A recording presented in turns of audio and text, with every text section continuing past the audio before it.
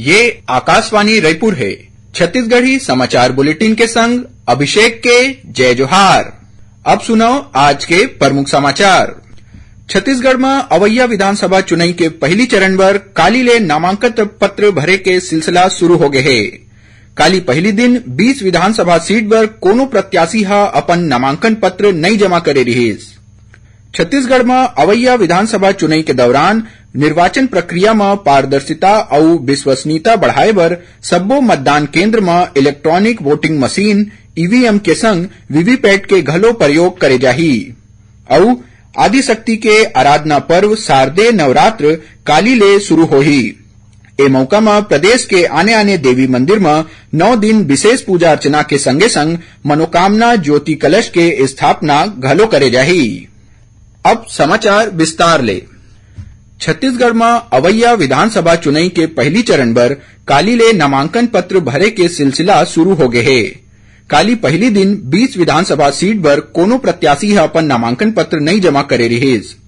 पहली चरण बर बस्तर संभाग के सब्बो 12 सीट अंताकड़, भानुप्रतापपुर, कांकेर, केसकाल, कोंडागांव, नारायणपुर, बस्तर, जगदलपुर, चित्रकोट, दंतेवाड़ा, बीजापुर और कोंटा शामिल है। एकर संगे संग पंडरिया, कवर्धा, खैरागढ़, डोंगरगढ़, राजनांदगांव, डोंगरगांव, खुज्जी और मोहला मानपुर में घलो पहली चरण में नामांकन पत्र डाले जाही। सुनिए मल्ला बता दन की प्रदेश में 2 चरण में होवत निर्वाचन के पहली चरण के 20 सीट पर 20 अक्टूबर तक नामांकन पत्र भरे जा सकते। 21 अक्टूबर के जमा नामांकन पत्र के जांच करे जाही और प्रत्याशी मन 23 अक्टूबर तक अपन नाव वापस ले सकी। पहली चरण पर 7 नवंबर के वोट डाले जाही। दूसरैया चरण पर निर्वाचन अधिसूचना 21 अक्टूबर के जारी होही और यही दिन नामांकन पत्र घलो भरे बर शुरू हो जाही। फिर दूसरैया चरण पर मतदान 17 नवंबर के होही। दोनों चरण पर वोट की गिनती 3 दिसंबर दिन इतवार के होही। छत्तीसगढ़ में अवैया विधानसभा चुनाव के दौरान निर्वाचन प्रक्रिया में पारदर्शिता और विश्वसनीयता बढ़ाए बर सब्बो मतदान केंद्र में इलेक्ट्रॉनिक वोटिंग मशीन माने ईवीएम के संग वीवीपैट के घलो प्रयोग करे जाही। मुख्य निर्वाचन पदाधिकारी कार्यालय ह बताई है कि मतदान बर प्रयोग में लाए ले पहली ईएमएस सॉफ्टवेयर के उपयोग करके ईवीएम और वीवीपैट ला 2 बार रेंडमाइज करे जाही। पहली पईत विधानसभा निर्वाचन क्षेत्र आवंटित होए के बाद और दूसरैया पईत मतदान केंद्र आवंटित करे जाए के बाद रेंडमाइज करे जाही।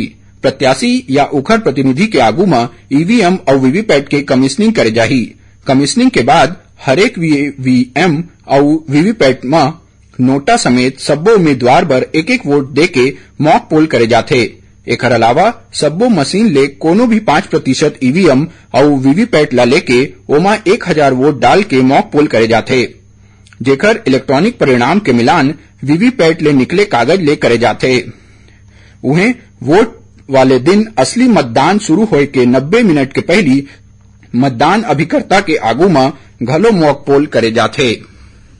अवैया विधानसभा चुनाव के तैयारी में जांजगीर चांपा के जिला निर्वाचन अधिकारी रीचा प्रकाश चौधरी और पुलिस अधीक्षक विजय अग्रवाल शासकीय पॉलिटेक्निक कॉलेज में बनाए गए स्ट्रांग रूम के निरीक्षण करेन। ए निरीक्षण करत हुए निर्वाचन प्रक्रिया के समान बाटे पर जरूरी मोमेंट के बारे में जानकारी लेन। एकरे संगे संग मतगणना कक्ष, शौचालय, बिजली, barricade, CCTV camera, sign board, internet और ग्राउंड के व्यवस्था सुनिश्चित करे के निर्देश दिन। उन्हें विधानसभा चुनाव के मद्देनजर राजनांदगांव जिला के बॉर्डर क्षेत्र में निगरानी बढ़ा दी गई है।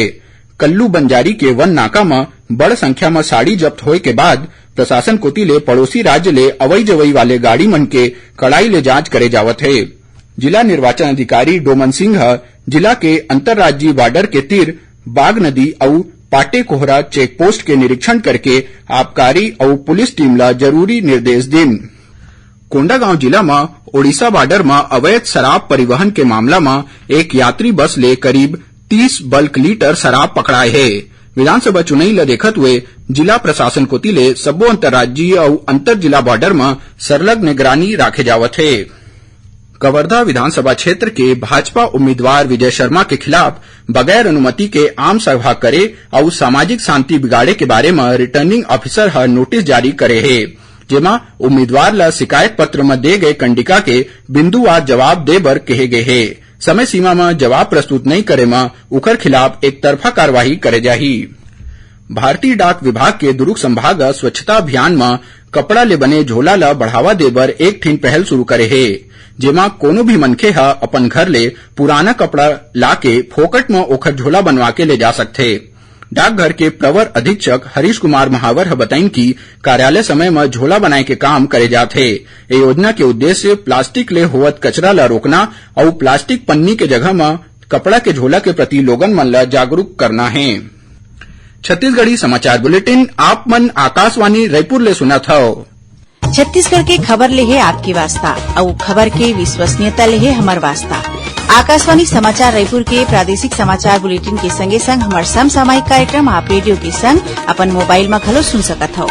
आकाशवाणी समाचार फेसबुक, ट्विटर और यूट्यूब में घलो हावय। हमार फेसबुक पेज हरे Chhattisgarh news on AIR, Twitter handle CGAIR news और हमार यूट्यूब चैनल हरे छत्तीसगढ़ AIR न्यूज। तो अब रेडियो के संगे संग आपके मोबाइल के माध्यम ले हम आप तक पहुंचत हन। छत्तीसगढ़ के हर खबर पर सुनत रहो आकाशवाणी समाचार। और आगे बढ़बो बाचे समाचार कोती। संयुक्त भारतीय कबड्डी खेल फाउंडेशन इंडिया कोतिले नेपाल के पोखरा में आयोजित 8वां अंतर्राष्ट्रीय चैंपियनशिप कबड्डी प्रतियोगिता में राजनांदगांव जिला के गांव मचानपाड़ तुमड़ी बोर्ड के रहैया दिलेश कुमार यादव ह भारतीय दल ला स्वर्ण पदक जिताए में बड़का भूमिका निभाए है। नेपाल ले वापसी में रेलवे स्टेशन ले गृह ग्राम तक शोभा यात्रा निकाल के ओखर स्वागत करेगेस। सुनैया मल्ला बतादन काली इतवार के हल्बी और गोंडी बोली में समाचार बुलेटिन प्रसारित करे जाही। ये दोनों बुलेटिन आकाशवाणी केंद्र जगदलपुर ले प्रसारित करे जाही, जेला बस्तर संभाग में सुने जा सकी। हल्बी में समाचार बुलेटिन बिहनिया 7:30 बजे ले और गोंडी में समाचार बुलेटिन संझा 6:30 बजे ले प्रसारित करे जाही। आकाशवाणी रायपुर के प्रादेशिक समाचार एकांश डहर ले प्रस्तुत कार्यक्रम जिले की चिट्ठी के प्रसारण काली संझा 6:05 ले 6:10 तक करे जाही। एदारी के अंक में मुंगेली जिला के गतिविधि के बारे में जानकारी दे जाही। आदि शक्ति मैया के आराधना पर्व शारदेय नवरात्र काली ले शुरू होही। ए मौका में प्रदेश के आने देवी मंदिर में 9 दिन विशेष पूजा अर्चना के संगे संग मनोकामना ज्योति कलश के स्थापना घलो करे जाही।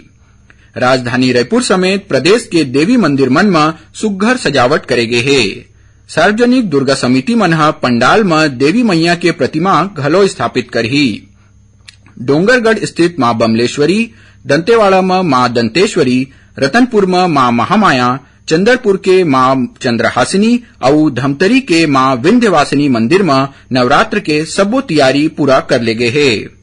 नवरात्र के चलते रेलवे कोतिले डोंगरगढ़ मेला में मां बमलेश्वरी के दर्शन बर पहुंचने वाला भक्त नंबर 15 ले 23 अक्टूबर तक कुछेक रेलगाड़ी के अस्थायी ठहराव के संगे संग कोनो ट्रेन के परिचालन न विस्तारित घलो करे जाही। एकर अंतर्गत Gondia Durg Gondia MEMU special train ला रायपुर तक चलाए जाही। आखिर में प्रमुख समाचार एक घाव फेर। छत्तीसगढ़ में अवैया विधानसभा चुनाव के पहली चरण बर काली ले नामांकन पत्र भरे के सिलसिला शुरू हो गए है।